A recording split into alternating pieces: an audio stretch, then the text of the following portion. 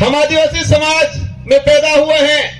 मेरा पहला फर्ज बनता है कि मैं मेरे परिवार के लिए, मेरे समाज के लिए बात रखूं। साथ ही क्षेत्र के अंदर हमारे एसटी समुदाय के भाई हैं,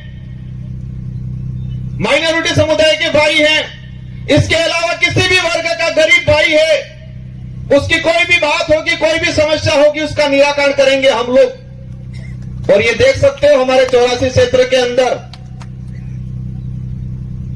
हर व्यक्ति ने हमको मत दिया और मुझे मेरी विधानसभा में प्रचार करने की जरूरत नहीं पड़ी थी। हमारे कार्यकर्ताओं ने मोर्चा संभाल लिया था और हाईएस्ट मत राजस्थान में टॉप 2 में लाके रख दिया मुझे।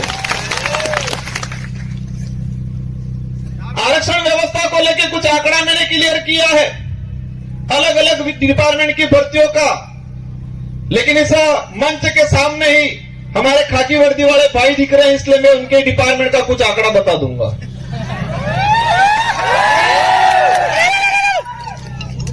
मैंने एक लेटर लिखा था 2020 में कि अनुसूचित क्षेत्र के अंदर आरक्षण व्यवस्था को लेके 2013 के अंदर जो अधिसूचना जारी की है वो इस क्षेत्र के लिए काला कानून है, ये वर्ड यूज किया था मैंने अनुसूचित क्षेत्र के 1700 सरपंचों को पत्र लिखा था, सारे एमएलए एमपी को पत्र लिखा था, पूर्व एमएलए प्रधान को पत्र लिखा था। मैंने 2000 के करीब लेटर लिखे थे और उस लेटर में हेडिंग लिखी थी कि 2013 की अधिसूचना आदिवासी समुदाय के लिए काला कानून है, ये वर्ड यूज किया था मैंने। और उसी वर्ड को मैं आज एक्सप्लेन करना चाहूंगा, मैंने क्यों बोला था। ये समय का अभाव है, मैं शॉर्टकट निपटूंगा। हमारे साथ जो अन्याय हुआ है, हमारे साथ जो धोखा हुआ है, हमारे युवाओं की भावनाओं के साथ खिलवाड़ हुआ है, वो सभी गांठ बांध के रखना है, वो गुस्सा अंदर समाहित करके रखना है। और जब लोकतंत्र में एक अवसर आता है हर 5 साल में, उस दिन ये बदला एक साथ लेना है और उनका रगड़ा निकालना है। 2013 की अधिसूचना हुई पुलिस डिपार्टमेंट की भर्ती 2013, 2016 और 2018। 3 भर्तियों के अंदर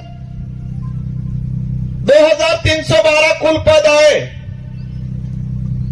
मैं ये आज इसलिए कहना चाह रहा हूं, 3 ही कमल कांग्रेस के नेताओं ने और मुख्य रूप से 2013 में जो मंत्री थे, वर्तमान विधायक थे, जो ईडी के डर से आज भाजपा में चले गए, उनके ही कर कमलों से ये लागू किया गया था। अब इसमें क्या है प्रावधान?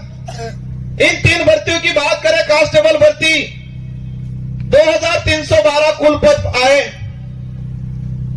प्रावधान ये किया गया 45% एसटी को, 5% एससी को और 50% ओपन कैटेगरी को दे दिया जाएगा। मतलब ओपन कैटेगरी में कोई भी जा सकता है, एससी का व्यक्ति जा सकता है, एसटी का व्यक्ति जा सकता है, ये बात बोली उन लोगों ने। लेकिन आंकड़ा क्या आता है? मैं ऑल ओवर की बात करूं, एसटी को मिले 828, 2312 में से एसटी को मिले 828 और वो 35% पद मिले, 45% पूरा नहीं मिला। वही बात करें ओपन कैटेगरी के जो पद आए 1156 और मिले उनको 1359 और उसमें एसटी एससी का रिजर्व कैटेगरी के लड़के गए 12 लड़के। और वही ये सामने खड़े में कहना चाह रहा हूं, उनकी पदोन्नति होती है, उनके पदों की गणना अपने कैटेगरी में लेते हैं। और कुछ नेता कहते हैं, ये बात इसलिए एक्सप्लेन कर रहा हूं मैं, हर व्यक्ति को अपना हक मांगने का अधिकार है। एक बाप के अगर 4 बेटे हैं, 3 बेटों के साथ अन्याय होता है और एक बेटा ही सारी जमीन लेके खड़ा खाता है, तो क्या 3 बेटे आवाज नहीं उठाएंगे? तो इस क्षेत्र में हमारा अन्य समाज का व्यक्ति रहता है, उनसे भी कोई दुश्मनी नहीं है, उनकी भी वाजिब मांग को हम रखेंगे।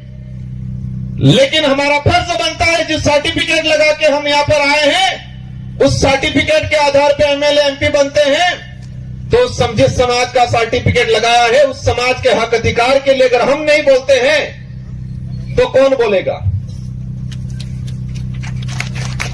इस आधार पे इन पुलिस भर्ती का अगर देखा जाए तो हमारे लड़कों का 300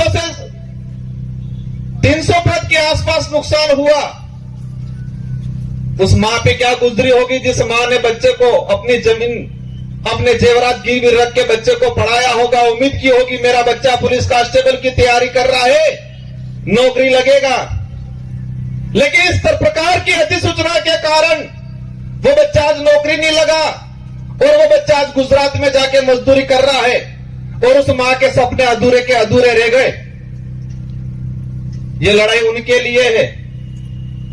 सूद समेत वसूल करेंगे और ये किसी समाज को हम दोष नहीं देना चाह रहे हैं, हम दोष उस नेताओं को देना चाह रहे हैं जिन्होंने अपनी पेटियां भरने का काम किया, टिकट लेने का काम किया और इतना कमा लिया कब ईडी के डर से भाग गए।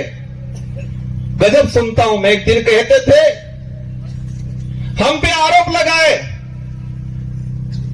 और फिर बाद में 2 दिन बाद कहते हैं ये तो जुमला था, कहते हैं कि मोदी ने जुमला दिया था और आज कहते हैं कि मोदी के विजन से प्रभावित होकर गया हूं।